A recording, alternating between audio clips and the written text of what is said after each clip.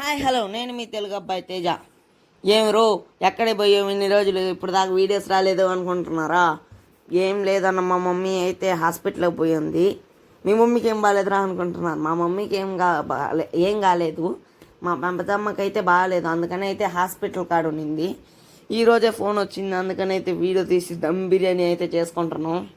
చూడండి, దమ్ బిర్యానీకి కావాల్సిన చికెన్, ఉడకపెట్టిన చికెన్, ఉడకపెట్టిన బియ్యం, బాస్మతి రైస్, కొద్దిగా బిర్యానీ మసాలా అవి అయితే వేసుకొని అయితే బిర్యానీ కలుపుకుంటే అయిపోతుందంట.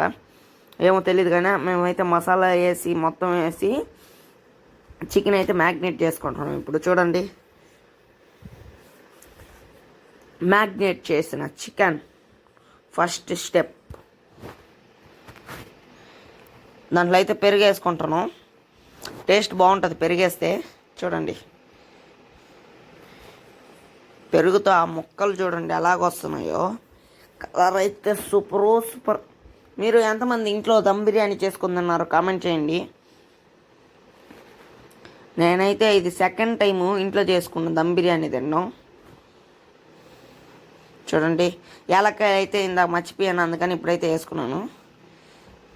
బాస్మతి రైస్ అయితే వేసుకొని అది నానబెట్టేసుకొని ఉడకబెట్టేసుకోవాలి మంట పెట్టి. అవి 95% ఉడకాలి, ఆ 10% ఆడు ఉడికిపోతుంది, 5% ఆడు ఉడికిపోతుంది. లేయర్స్గా వేసుకొని అయితే బిర్యానీ ఆడేసేసుకోవాలి. చికెన్ వేసేటప్పుడు అయితే ఆడ మిస్ అయిపోయింది, వీడియో తీయలేకపోయాను. ఇది వేసుకుంటాం మేము.